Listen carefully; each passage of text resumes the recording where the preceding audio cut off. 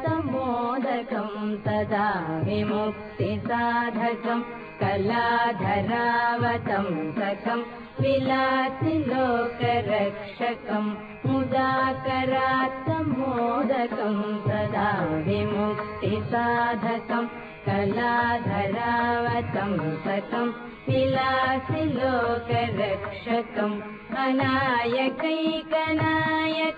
विनाशिते भदैत्यकं गताशुभाशुनाशकं नमामि तं विनायकम्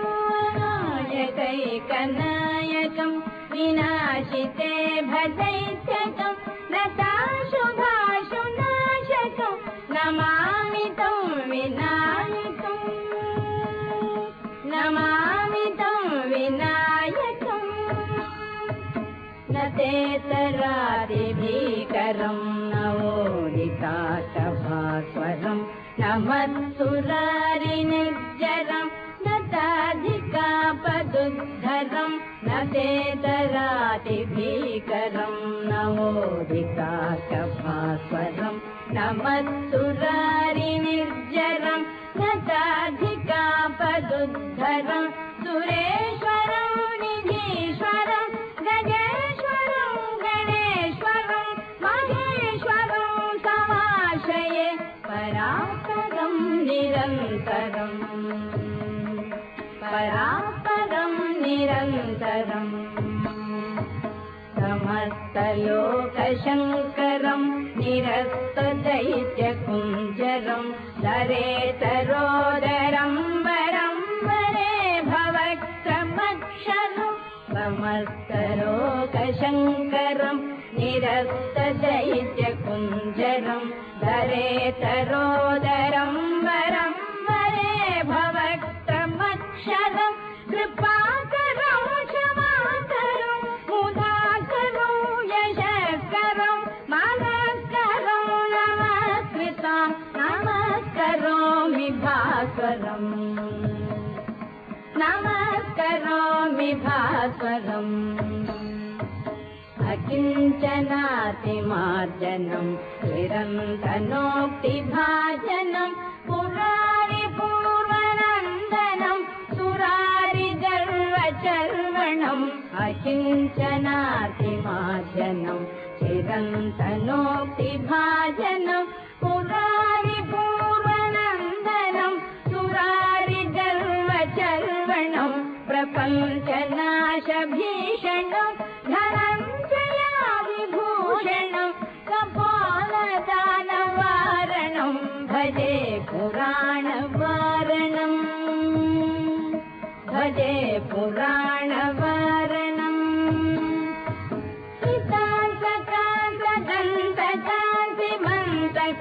सितान्तकान्तकान्तिमन्तकान्तकात्मजम् अचिन्त्यरूपमतलीलमन्तराय गन्तरं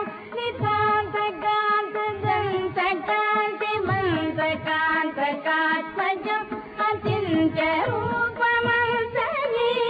अचिन्त्यरूपमतलीलमन्तराय गन्तरं कृतकरे निरन्तरं वसन्तमेव योगिनां तमेकदं तमेव तं विचिन्तयामि सन्ततं कृतकरे निरन्तरं वसन्तमेव योगिनां तमेकदं तमेव तं विचिन्तयामि सन्ततम्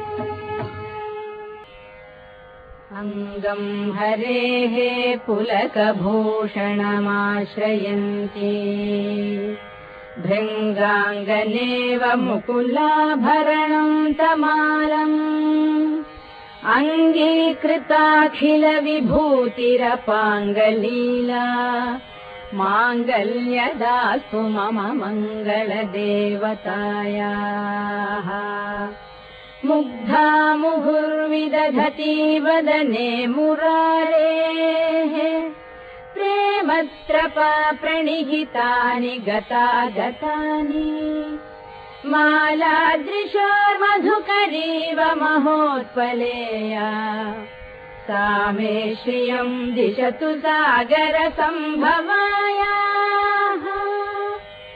आमीलिताक्षम् अधिगम्य मुदा मुकुन्दम् आनन्दकन्दमनिमेषम् अनङ्गतन्त्रम् आकेकरस्थितकनीनिकपक्ष्मनेत्रम् भूत्यै भवेन् मम भुजङ्गशयाङ्गनायाः बाह्वन्तरे मधुजितश्रितकौस्तुभेया हारावलीव हरिनीलमयी विभाति कामप्रदा भगवतोऽपि कटाक्षमाला कल्याणमावहतु मे कमलालयायाः कालाम्बुदालिललितो रसिकैटभावे धाराधरे स्फुरति या तडिदङ्गनेव मातुः समस्तजगताम् महनीयमूर्तिः भद्राणि मे दिशतु भार्गवनन्दनायाः प्राप्तम् पदम् प्रथमतः खलु यत्प्रभावात् माङ्गल्यभाजि मधुमाथिनि मन्मथेन मय्यापतेत् तदिह मन्थरमीक्षणार्थम् मन्दालसं च मकरालय कन्यकायाः विश्वामरेन्द्रपदविभ्रमदानदक्षम् आनन्दहेतुरधिकम् मुरविद्विषोऽपि ईशम् निषीदतु क्षणमीक्षणार्थम् इन्दीवरोदर सहोदरमिन्दिरायाः इष्टाविशिष्टमतयोऽपि यया दयार्द्रदृष्ट्या त्रिविष्टपपदम् सुलभम् लभन्ते दृष्टिः प्रहृष्टकमलोदरधिस्तिरिष्टाम् पुष्टिम् कृषिष्ट मम पुष्करविष्टरायाः दद्याद्दयानुपवनो द्रविणाम्बुधाराम् अस्मिन्न किञ्चन विहङ्गशिशौ विषण्णे दद्याद्दयानुपवनो द्रविणाम्बुधाराम् अस्मिन्न किञ्चन विहङ्गशिशौ विषण्णे दुष्कर्म धर्ममपनीय चिराय दूरम् नारायण प्रणयिनी नयनाम्बुवाहः गीर्देवदेति गरुडध्वज सुन्दरीति शाकम्भरीति शशिशेखर वल्लभेति सृष्टिस्थितिप्रलयकेलिषु संस्थितायै तस्यै नमस्त्रिभुवनैकगुरोत्तरुण्यै श्रुत्यै नमोऽस्तु शुभकर्मफलप्रसूत्यै तस्यै नमोऽस्तु रमणीयगुणार्णवायै शक्त्यै नमोऽस्तु शतपत्रनिकेतनायै पुष्ट्यै नमोऽस्तु पुरुषोत्तमवल्लभायै नमोऽस्तु नालीकनिवाननायै नमोऽस्तु दुग्धोदधिजन्मभूम्यै नमोऽस्तु सोमामृतसोदरायै नमोऽस्तु नारायणवल्लभायै नमोऽस्तु हेमाम्बुजपीठिकायै नमोऽस्तु भूमण्डलनायिकायै नमोऽस्तु देवादिदयापरायै नमोऽस्तु शार्दायुलवल्लभायै नमोऽस्तु देवी भृगुनन्दनायै नमोऽस्तु विष्णोरुरतिस्थितायै नमोऽस्तु लक्ष्मी कमलालयायै नमोऽस्तु दामोदर वल्लभायै नमोऽस्तु कान्ति कमलेक्षणायै नमोऽस्तु बुद्धि भुवन प्रसूक्ति नमोऽस्तु देवादिभिरर्चितायै नमोऽस्तु नन्दात्मज वल्लभायै सम्पत्कराणि सकलेन्द्रियनन्दनानि साम्राज्यदानविभवानि तरोरुहाक्षि त्वद्वन्दनानि दुरितोद्धरणोद्यतानि मामेव मातरनिशं कलयन्तु मान्ये यत्कटाक्षसमुपासनाविधिः सेवकस्य सकलार्थसम्पदः सन्तनोति वचनाङ्गमानसैः त्वां मुरारिहृदयेश्वरीं भजे सरसिजनिलये सरोजहस्ते धवलतमां शुकगन्धमाल्यशोभे भगवति हरिवल्लभे मनोज्ञे त्रिभुवनभूतिकरि प्रसीद मह्यम् भगवति हरिवल्लभे मनोज्ञे त्रिभुवनभूतिकरि प्रसीद मह्यम् दिग्भक्तिभिः कनककुम्भमुखावसृष्टस्वर्वाहिनी विमलचारुजलप्लुताङ्गीम् प्रातर्नमामि जगतां जननीम् अशेषलोकाधिनाथ गृहिणीम् अमृताब्धिपुत्रीम् कमले कमलाक्षवल्लभे त्वं करुणापूरतरङ्गितैरपाङ्गैः अवलोकय माम् अकिञ्चनानाम् प्रथमं पात्रम् अकृत्रिमं दयायाः सुवल्सिय सुधिरमूभिरल्वसम् त्रयीमयीं त्रिभुवनमातरं रमाम् गुणाधिक गुरुतर भाग्यभागिनः भवन्ति ते भुवि बुधभाविताशयाः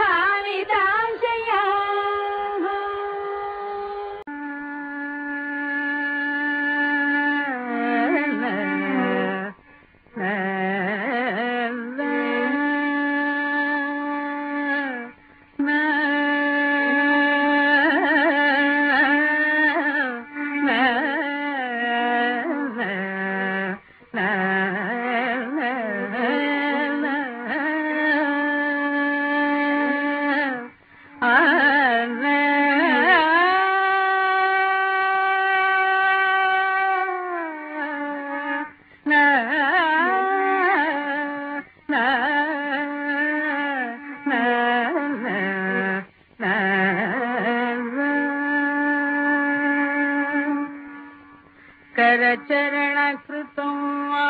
कायजं कर्मजं वा श्रवणनयनजं वा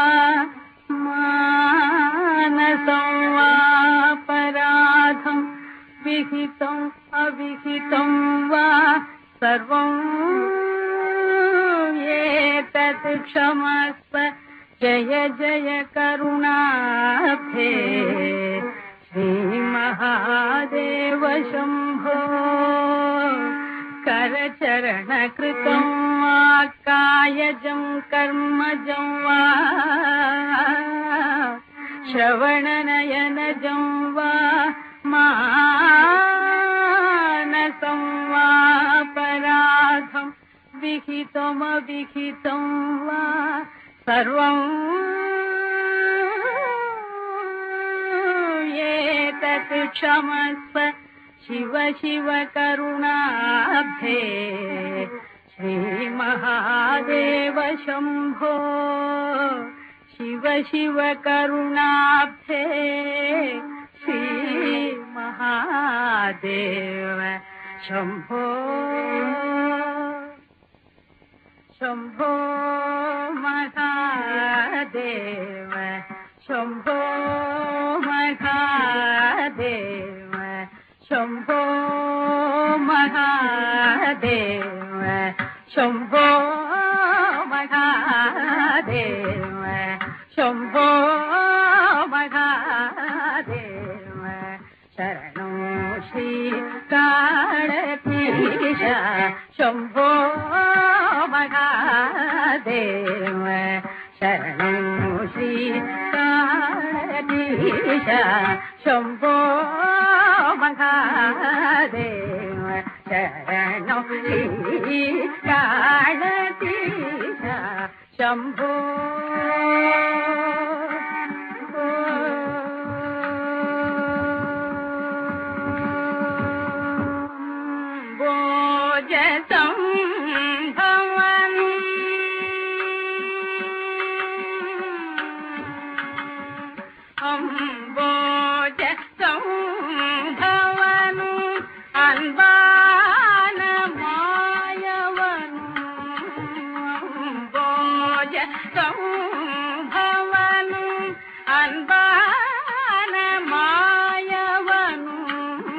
அடிமுடி காண நெடுமலைவாண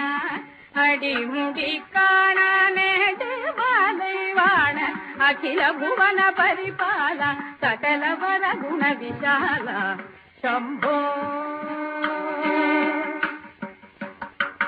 अडिमुडी काण नेडिवालैवाण अखिल भुवन परिपाल सकल वर गुण विशाल शंभो महादेव शरणो श्री काळतीश शंभो शंभो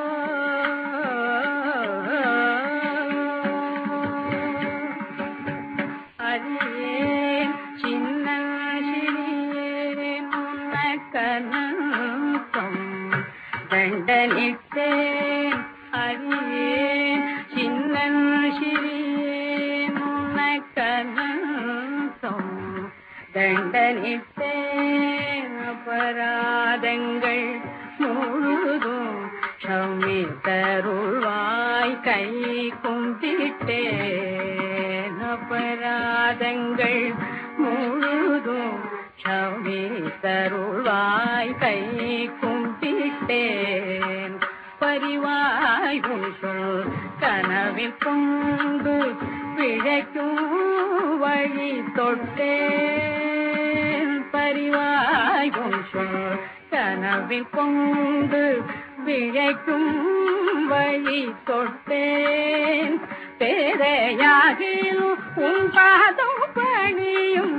பேரையாகிலும் உன் பாதம் பணியும் என் பெருகிய பவவினை தீரும் குருபரனை கருணை கண்பாரும் शंभो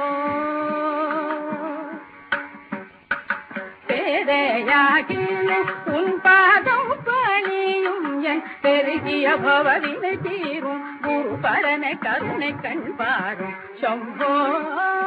महादेव शरणो श्री काळतीश शंभो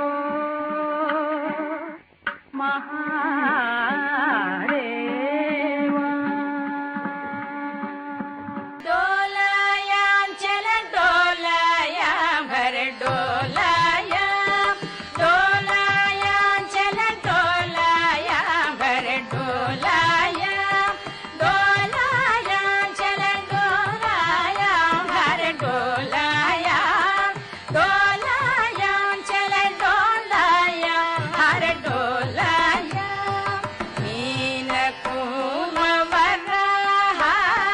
मृगपति अवतार मीन कुंवर मृगपति अवतार दारवार गुण शौर्य धरणी धर मारु जनक